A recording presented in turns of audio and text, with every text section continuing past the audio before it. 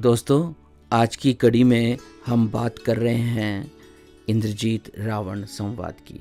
दृश्य संख्या 1। पुत्र का धर्म पिता की आज्ञा का पालन करना है। इस दृश्य में इंद्रजीत रावण से कहते हैं कि राम व लक्ष्मण नर नहीं अवतार हैं, वे देवताओं के भी देवता है। जब रावण ये सब सुनते हैं तब उन्हें क्रोध आ जाता है।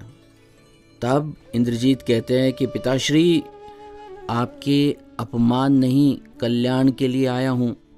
पुत्र का एक ही धर्म होता है, पिता के चरणों की सेवा करना। जो अपने पिता को अकेले छोड़कर चला जाता है मुसीबत में, उन्हें देवता क्या भगवान भी स्थान नहीं देते। इससे हमें यह प्रेरणा मिलती है कि मुसीबत के समय पुत्र को पिता का साथ देना चाहिए। इंद्रजीत राम व लक्ष्मण को युद्ध के दौरान समझ गया था कि वे सामान्य नर नहीं हैं। यदि अब भी वे युद्ध करेंगे तो उसकी मृत्यु निश्चित है। बावजूद इसके वह अपने पिता के कहने पर फिर से युद्ध भूमि में जाता है। युद्ध भूमि में वीरगति पाकर इतिहास में इंद्रजीत अमर हो जाता है। दृश्य संख्या 2। अहंकार विनाश का मूल है। इस दृश्य में रावण को उसका अहंकार ये मानने ही नहीं दे रहा कि उसके पुत्र इंद्रजीत की मृत्यु हो गई है। रावण कहते हैं कि मृत्यु तो मेरी दासी है, वो इंद्रजीत को कैसे मार सकती है। तब रावण के नाना जी कहते हैं कि इंद्रजीत को मृत्यु ने नहीं मारा, आपके अहंकार ने मारा है।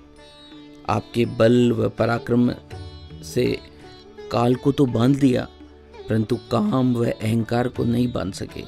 आप काम व अहंकार के कारण पग पग पर हार रहे हैं। इससे हमें ये सीख मिलती है कि मनुष्य का सबसे बड़ा शत्रु अहंकार है। काम, क्रोध, लोभ और मोह की दिशा बदलकर सदुपयोग फिर भी किया जा सकता है, परंतु अहंकार का तो कोई भी उपयोग नहीं है। इस प्रकार अहंकार ही अन्य अवगुणों का मूल है, वह मनुष्य के विनाश का सबसे बड़ा कारण है। दृश्य संख्या 3।